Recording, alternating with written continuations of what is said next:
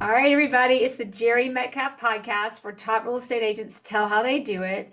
And today on the show, we have Rob Weil on 30A. He's actually got the 30A Dream Team. We'll talk a little bit about that. And he's with Scenic Sotheby's International Realty. Rob, it's so good to see you and have you on. Hi, Jerry. Good afternoon. It's good to be on. And thank you for being on. Thank you. So tell us a little bit about your past life before becoming a real estate agent and why and how you got into this business. So I think that maybe a Shakespeare quote applies. Some people are born into greatness, achieve greatness, or have greatness thrust upon them. Real And that's estate is, you. I'm kidding. well, real estate is very rarely a first career for people, and it wasn't my first career either. Circumstances through the Great Recession led me to come to the beach and to pursue this career in real estate as a second career. And, I think I've found the right place and I love what I do.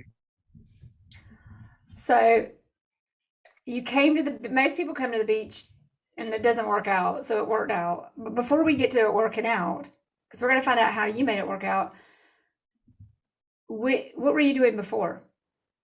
So in my prior life, I was working in international business, commodities, cotton specifically. So we would ship bales of cotton that had been grown in the United States, maybe over to China, or bales from Brazil to somewhere else, Vietnam, something like that. And it was a fun business to be in, but probably not as rewarding or as exciting as being a realtor here at the beach. So does any of that, is that a completely separate life? Or where did you carry from that life to being an agent? And what about that life got you on this path? Well, to prepare me for international business, I studied Spanish. And so you'd be surprised by how many people come to the beach and that can connect based on either world travel or just language knowledge, or some folks whose native language is something other than English.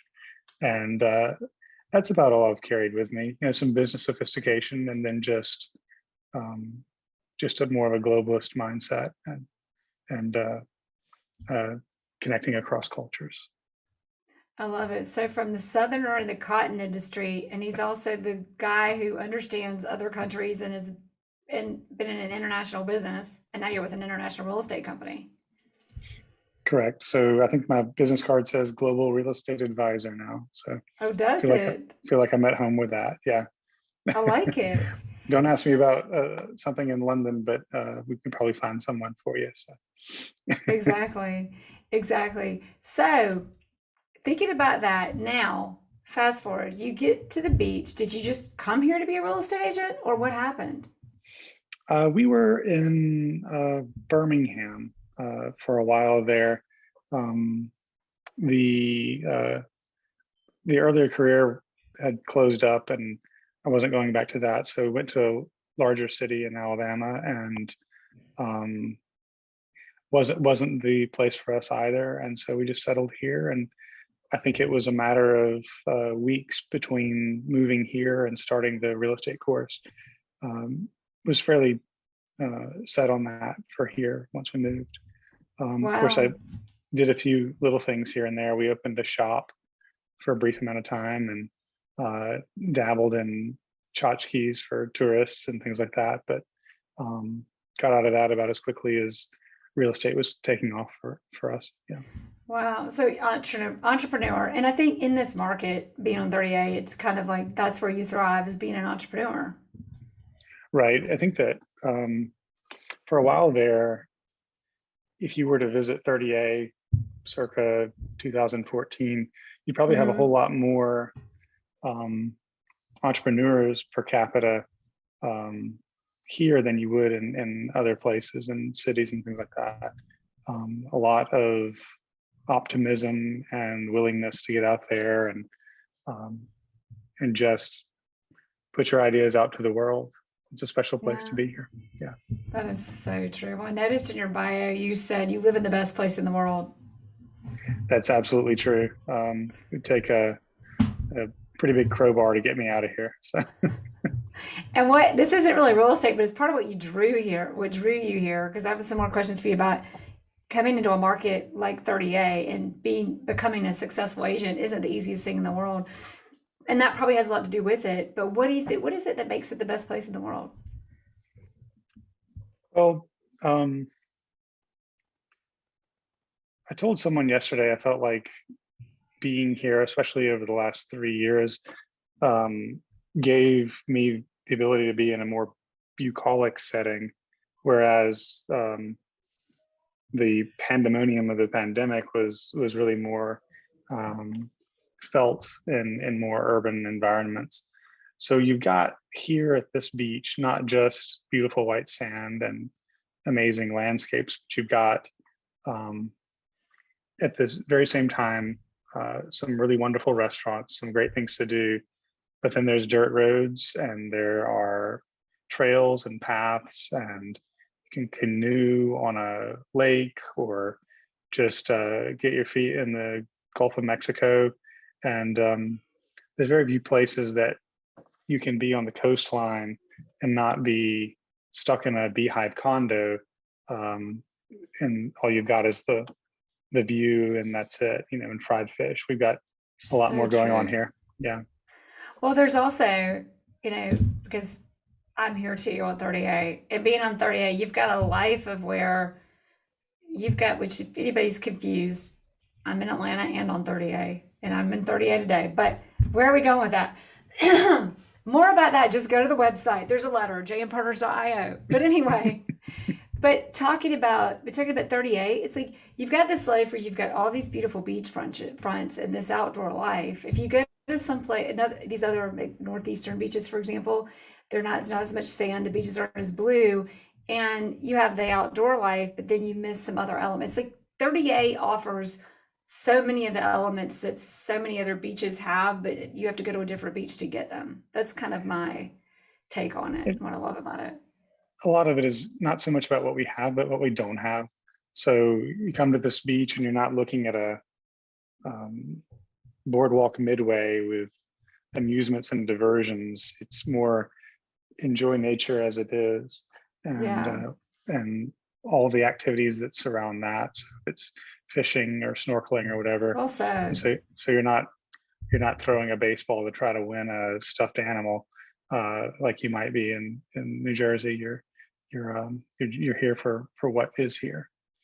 Yeah. Okay, so now there's that draws people here and that we love about it down here. And there's other people, but you came in here, you got your license. What were the biggest challenges? And here's where part of this is coming from. Back then, not everybody came down here the way they do now. I mean, not everybody was moving to 30A. I mean, the prices have doubled in the last couple of years on 30A, but it was still a good market, second home market. What did that look like? Was it more of a challenge than you thought? What got you in? Like, draw the picture for us. What happened? What was the story? Right. So the infill, for one, has been tremendous over the last 10 years. I got my license in, I believe it was March or April of 2012.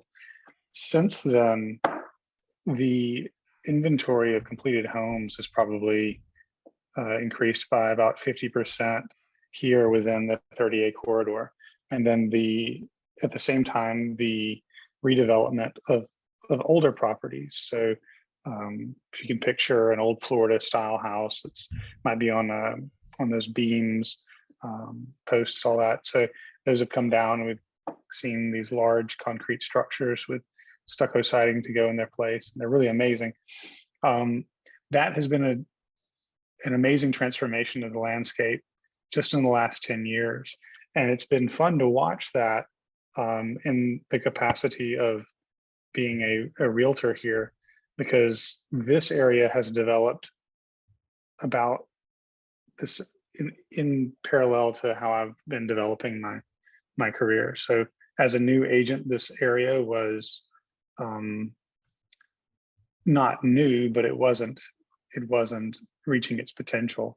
And as I began to reach my potential, this area caught on, and now everyone knows about it. It's been very exciting and engaging to get to take part in that, and to hone my craft as this area gets its real identity and its Yeah. permanent state. So when you came in, how did you get your first deal? How challenging was it, and how did you do it? Um, Trying to think back on my first deals. One that's salient would obviously be every agent's first deal story is a member of the family trusted me enough to let me list their property. That was successful. You always take that and parlay that, send the postcards. Um, when I started selling on site for new development, that's something that always stuck in my mind, and that process was was educational. Maybe not in as many bad ways as you would think when someone says something was educational. It was I Right. learned some of my lessons, but also learned good lessons that weren't damaging. So it was good. I Good can habits. remember, Yeah. Yeah. yeah, I can remember the nervousness through all that, but really putting yourself in a position to do those deals and to gain those experiences is important, and being brave enough to blaze through it is what puts agents like you and me in the position that we are eventually years down the road. And here you are today. Now you've got a team. You're in partnership with Julie Kerwin Cumby. And here, where we go with that is in your business, at what point did you go, okay, I've got this? Or was it that way from the beginning? It's usually not. And then how did that partnership come together and what makes it work? So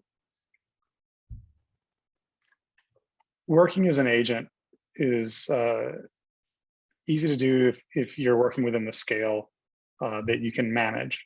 But eventually, if you're good enough at what you do, the scale will grow beyond what you can manage.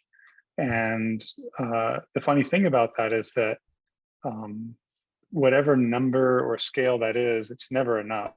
You've got to keep growing because there always will be someone out there who'll say in a listing presentation that they're giving as they're in competition with you, that they've handled X amount of business in the last year, and who's this Rob that you talked to yesterday?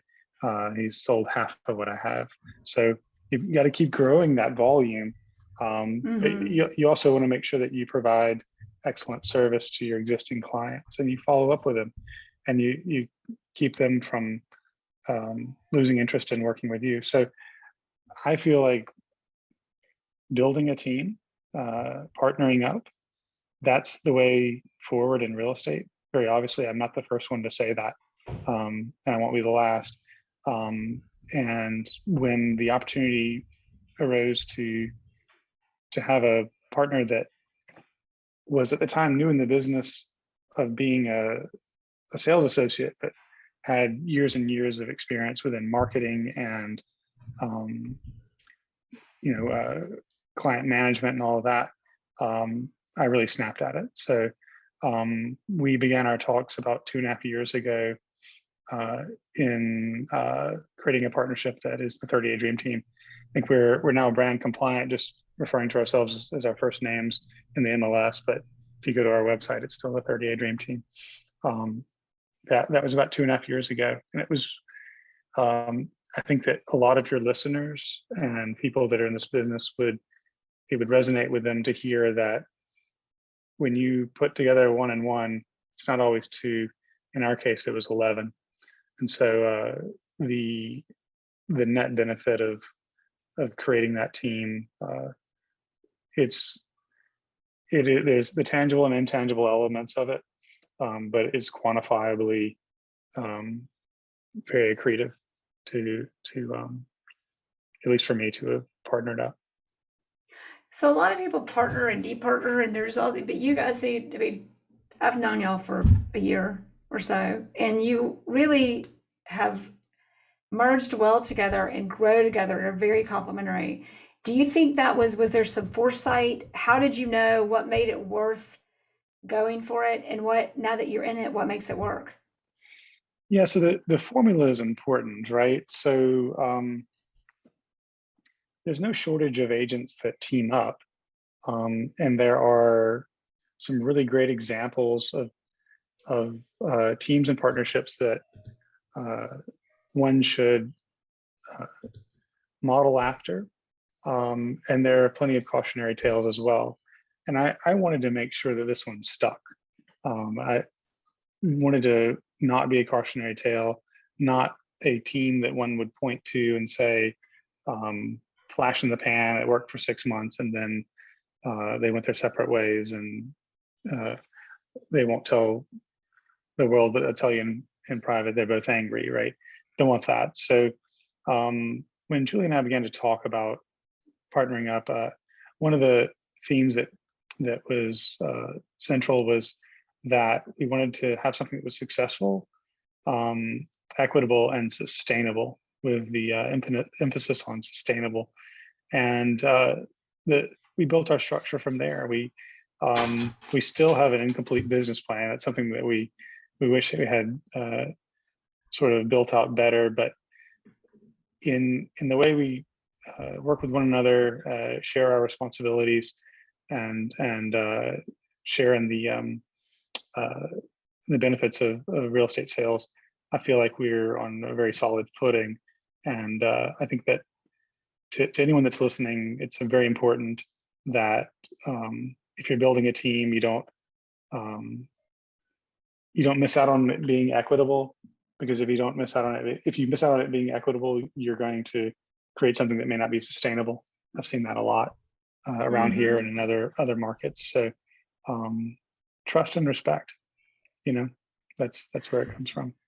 So equitable, what were the words you said? Equitable, sustainable. What was the other one? Successful, equitable, and sustainable.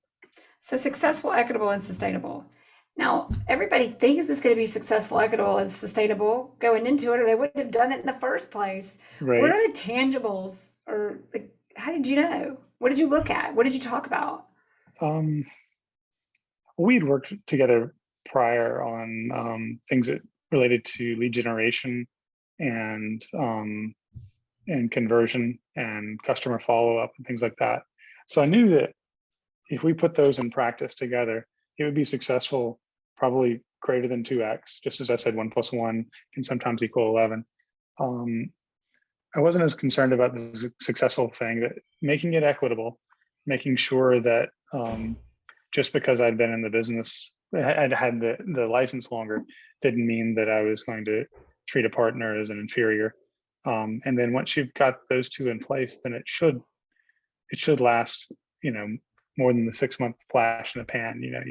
You've got to make it rewarding and make it fun, and there's your team. So what makes your team rewarding and fun? And what keeps so it's rewarding and fun, and trust and respect.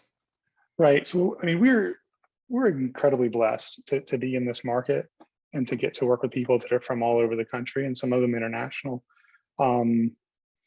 It's very easy for this work to be fun for us, obviously, because we interact with some really brilliant people, successful people, and they bring a lot of the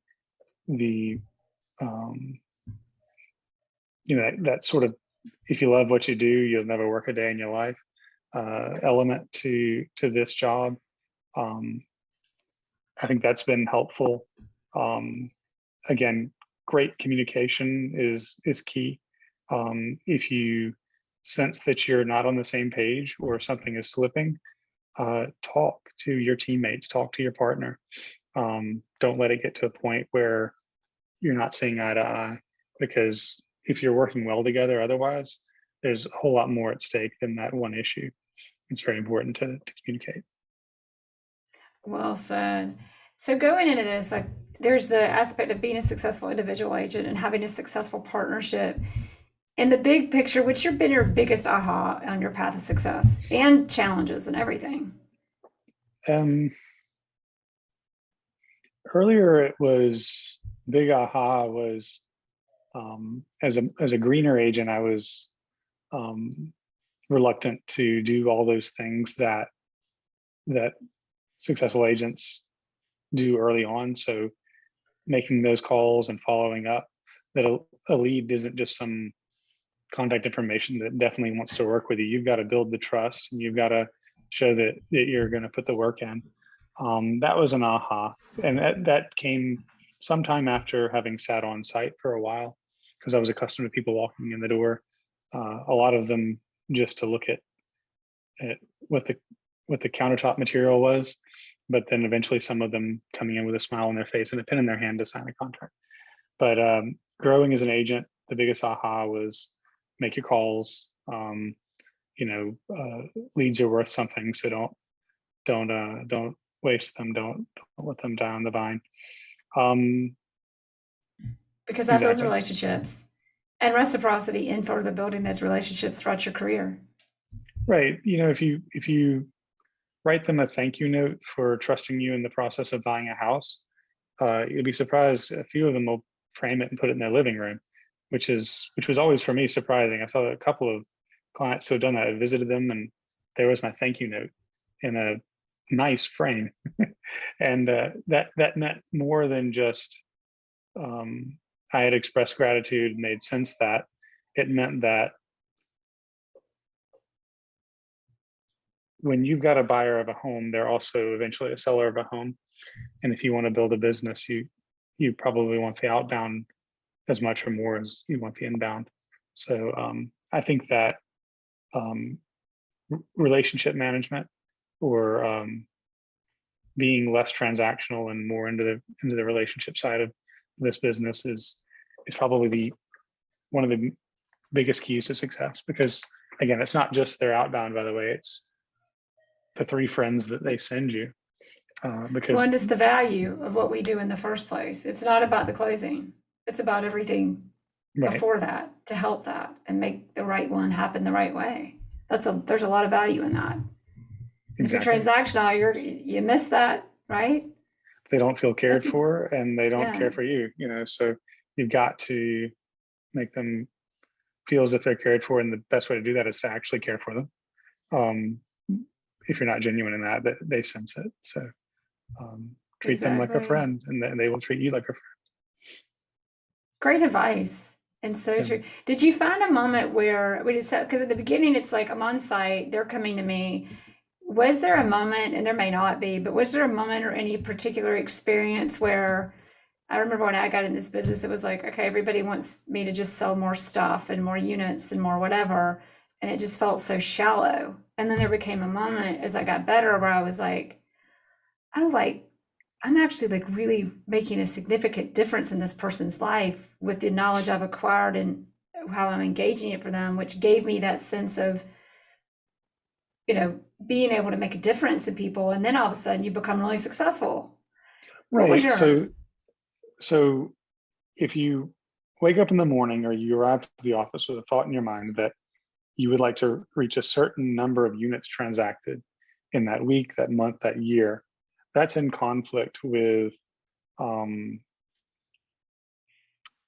the thesis that you should be a part of these people's life, or be friends with them. You can never discount the fact that for most people, a real estate transaction will be one of the largest transactions they'll have made in their life. They may have other asset classes, but it'll be the most concentrated of transactions. And along with that is the fact that this is shelter, and it's going to be an emotional process for most people. Even the sophisticated buyer or investor is going to have some emotion in what's going on. So again, focusing on units sold primarily, and do make your calls, and do reach out and do all those things that are part of being a good real estate agent. But if you make yourself into a transaction machine with no emotion for what these people are going through, you might get the sale, but you're probably going to lose them on the outbound, and you're not going to get their 3 friends. You're not going to enjoy your work as much. Right. And I think that being what I've described, a friend to them, is as important or more important to get driving transactions than focusing solely on the metrics and sending a certain amount of emails, making a certain amount of calls. What's those relationships that drive the metrics? exactly. if you're a metrics person. Especially So, in this market, people that are going to buy a $5 million house don't want to have anything to do with you if they think that you're just making money off of them. and who does, right? Exactly. It reminds me of, I quote the book Never Split the Difference a lot, but that book, Tall Rise and Chris Voss are the authors.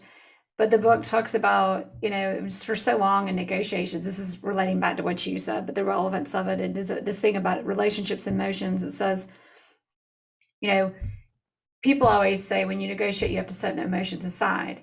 And the book reinforces the point, but the negotiation isn't really about the stuff, it's actually about the emotions. And until you understand them and how to mitigate them and help people and how to label, mirror, do all those things and diffuse them and get people back where they need to be for their goal personally and emotionally, doesn't matter. You're just tit for Right. tatting and making things worse. Well, I think that Which is, yeah. you touched on an important point, especially in what we do here. So, for example, been on a lot of transactions where furnishings are a question and exclusions are a question, because that's the way it is here at in this beach market. Oftentimes properties change hands furnished because it's the middle of the rental season and you can't have someone checking in on a Saturday and there's no furniture there. And that spreads to everything else. So and it could be that, it could be an inspection result or anything like that. Usually it's a matter of something that's a fraction of a percent of the value of the property that you're selling, but it becomes a big sticking point. And I think it's our job to coach our clients then to remove the emotion, but to also be there as a friend because they are experiencing those emotions. And I think that's how we best serve them to get them across the finish line.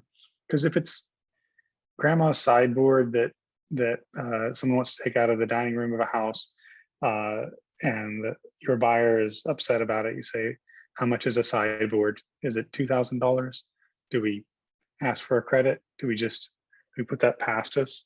And that's Yeah. kind of how you get there. Yeah, it's there's an interesting intersect there when it comes to emotion versus non-emotion, because it is a transaction, but you're there for their Exactly. emotional process. Well, it reminds me, what you said reminds me of Horst Schultz's book, Excellent Swins. And he talks about, he says very often in situations like that, where it's coming down to small things that can make or break big amounts of money, people aren't even looking for the money. What they're looking for is they're longing to be understood and to be heard. And they're Right. longing to hear that someone cares and is doing something about it if at all possible. And in that element of that conversation, those things can go away. And now, in the element of like, I'm in this game, you're the realtor, what are the rules? Okay, you're thinking I'm cared for. Yes, it is just a whatever it is. And that really wasn't the big deal. It was being heard and being understood and making sure you're doing the right thing in such a, maybe one of the biggest transactions, if not the biggest transaction of your life. I think that empathy is probably the skill that cannot be taught, but is indispensable in what we do. And I think that if we talk about agents that put things into practice that are successful or that lack something and they're not successful, I think empathy is going to be I think you're going to have a lot of listeners who are going to identify with that. The successful ones saying, I've seen a lot of people come and go. They just could not look their clients in the eye and understand their concerns and work to address it, whether it's verbally or through the terms of the contract. Either way, I think you have to be able to empathize. Well said. And to top what you said, there's you people who have empathy, and then there's learning empathy, because very often you think you know, but you don't. Like, what do you not know? Are you looking for it? Like, you think you know where they're coming from, but maybe you don't. Especially when you're the upset one, then there's probably some empathy lacking there. But You raise a great point. Yeah, an excellent point. I mean, you're absolutely right. So beyond the skill of empathy, we then also have to get to the root of the problem, which when people are emotional about something, they may not give you a direct response. They may show anger or sadness, and they will state what they want you to hear that they're angry or sad about, and it's a defense mechanism, Whereas the root of the problem is something they're not willing to communicate to you until you really probe for it. And yet the only way to probe for it is in a friendly tone and through having, developed that relationship and gotten their trust. Exactly. And then we're about to ask you the final three questions, but the question before the final three, when you think about trust, because that is definitely the core of your business and your relationships and your success, what is your advice to everybody on as you establish trust? First of all, it's all about trust, and about trust, it's about integrity. That's the clear message I'm getting. Those words have not been used, but it is the clear message in our conversation. In understanding that, what is your greatest advice on living that and being that person and learning that? It's a broad question. It's open-ended. All right. So That's the point, Rob. yeah. All right. So you've got to be there, right? If you're noticeably absent when needed, it's going to break trust. You've got to deliver on what you say you're going to deliver. Our clients are very sensitive to that, right? If you say you're going to do something, do it. Speak to your strengths and competencies. If you don't know something, don't be afraid to say, I'm going to get that answer for you if you give me some time, and just follow through. Once they begin working with you, they're gonna trust you. And if you don't know something and you have to go and find that out and you're honest with them, they'll continue to trust you. So be present, do what you say you're going to do, be transparent, and do say what you're going to do. So it's transparency, communication, presence, and action. Action or follow through. Action, follow through. Interchangeable. And it starts with being present. I think a lot of agents go like, okay, I got the listing, and then they disappear. That is like the biggest complaint about our industry. The job is not over when it goes live on the MLS. Absolutely not. No, right. There's follow through and follow up too. So if you want to anger a property owner whose home you have listed, get it on the MLS and go radio silent, see what happens. Yeah. That doesn't work. If you don't have enough drama in your life. Yeah. So, which ideally you don't have any. Okay, final three questions. Number one, in your success, what has been your greatest resource or tool? So they're going to love me for this one because they're getting a free plug. The software that I've been using that has been probably the most transformative to me is Boomtown.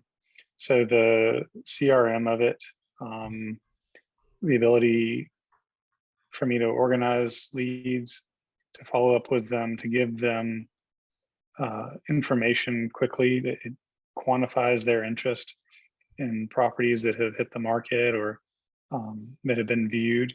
For me at this point, I think I don't need it as much now with the number of clients I have, but early on when I didn't have them, it was very transformative to go from being an accidental agent to one that could keep track of everyone that I was talking with. I put people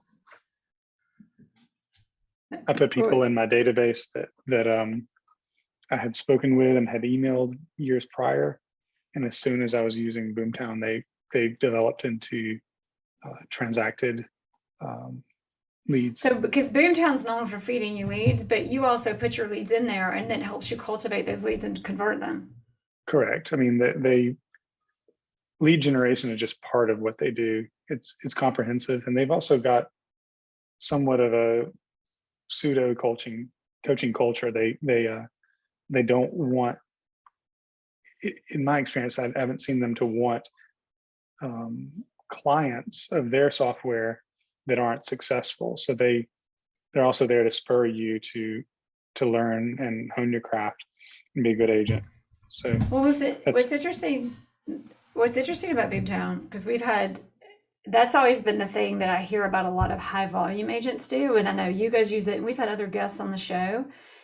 because I found that the luxury agents that use it and who use it right, there are not many of them. Big Tow's going to really love me now. Right? I better call them and get a sponsorship. But really, like I found that the luxury agents that understand how to utilize it for the luxury business are very successful with it, and there's not as many of them, which makes it a differentiator. Right. So Powerful. been to a number of their events, and they tend to um, give agents throughout the country the kind of advice that might help you sell middle of the market product in middle of the country city. But you can, if you're in a luxury market the way I am, tailor the way that you use it. It's just a matter of maybe taking a daily property update and making it once a week or twice a week, because you know that the buyer of that beach house wants a beach house, but is a bit more casual about it. And so daily email might cause them to opt out, but a weekly email, they're very receptive of. So Exactly. fine tuning a little bit causes you to be effective with this software that really, I mean, it really can be adjusted. But Exactly. yeah, that's kind of what we did. Yeah. Right. This is two of the final three. So, is there a book that you've read, like a lifetime book, nonfiction, fiction, whatever it is, but is there a book that has made an impression on your life and that kind of made you who you are, that's led to your success, or just who you are, that you Gosh. Okay. recommend that we've got to read? So that's so let me feel that one out of left field. I need to think of that. I like a lot of different things. I love literature. I love early 20th century literature. Been big on Hemingway. I put a bookmark in the middle of Old Man and the Sea the other day when life was too busy and I got to get back to That's the reread. book. Yeah, is that the That's book? it. That's a good one. Yeah. Well, it is I've great. decided for you. Go ahead. I So, keep going. You're going to tell us something good, and I'm going to. well, I mean, we all know how it ends because we all read it in fifth grade, right? So it's about persistence. He had spent 85 days, the old man did, without catching a fish, and he went out and he caught a monster, and then the world took it away from him. And trying to think if there's a moral in that. In real estate, I'm not sure. I also That's read what The real Sun Off. estate feels like oftentimes. It does, doesn't it? I mean, the world can be your oyster, and then all of a sudden, it's not. And you So go 3 months. I was not as great a fifth grade student as you. I remember reading it, and luckily my father does not listen to these episodes because he would be sadly disappointed at my question. But what is the end, or better, what is the big, well, we're coming up with the moral, but like, how does it come out? I don't remember other than I read it, which is How does the embarrassing. old man And and I'm sea not end? going to edit this out. But Well, remember that I just said I put my bookmark in the middle of it. So so you I'm forgot going. to. It's been Okay. about 30 years, I think, since I've read it, but um, I believe that he hauls in the big marlin or sailfish, um, and it's too big for his boat. So he lashes it to the side. And as he's rowing back in, he's been hauled way out to sea fighting this fish over a number of days. And as he rows it back in, that's when the sharks come. And I think that when he gets to shore, he's got nothing but the spine of this fish and the bill of this fish. And I don't remember what the end result was because he needed the meat to sell. He was destitute poverty because he'd not caught anything in 3 months. But I think that they saw him as a hero for going out one last time and bringing in the biggest fish he ever did, but it was all gone except for the Oh, remnants. there's more to that story. I'm reading Old Yeah, Man in the Sea, so I, I can I've, remember. I've got to remember Right. what all happened. But prior to that, I was reading another Hemingway was The Sun Also Rises, which I think is, as we talk about personalities, especially unique personalities, because everyone's got a unique personality. Sun Also Rises is a great one about how people can interact with one another and express unique characteristics that often come in conflict. And then I feel like you read this book and you can see parallels between it and people that you meet out in the world, and the things going on 100 years. It's 80-year-old novel, and people are Yeah, just the same. So exactly. that's a special one. It's like if we could just go back to the fifth grade and appreciate it and have the Yeah. time. Yeah. I'm You going know to read that these books. I'm embarrassed actually because I think Ernest Hemingway is great and I haven't read them in I since feel the like fifth it's grade. compulsory reading if you live at the beach. You've got to really get through all the Hemingway, right? Like sort of Key West kind of Exactly. writing. Yeah. Exactly. So I've got a job ahead of me. Thanks a lot, Rob. Actually, really, thank you. All right, last question. If in this conversation, everybody listening, including me, is going to forget everything but one thing, what is the one thing you would hope we take away from today? Um, it's going to be the empathy part, right? So I just we talked about what makes a team successful and then what makes an agent successful. And I just wish more agents didn't see this as a method of income, but as a way of improving lifestyle. And the way you do that is you grow your friends, um, and you build your business out through that. And empathy is indispensable in doing that. If you've got no emotion for the people that you're helping, you're you're going to have a 5-year real estate career. And I would like everyone listening to be in this kind of business for decades. If they care about honing their craft and they want to make a difference in other people's lives and improve their own, they've got to connect on an emotional level with the people that they're helping, because they're going through an emotional process. Great advice.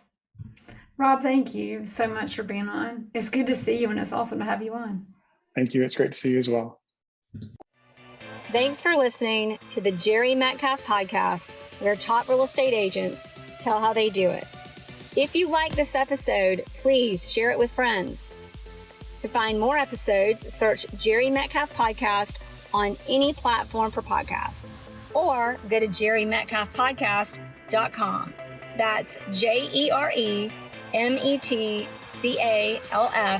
podcast.com.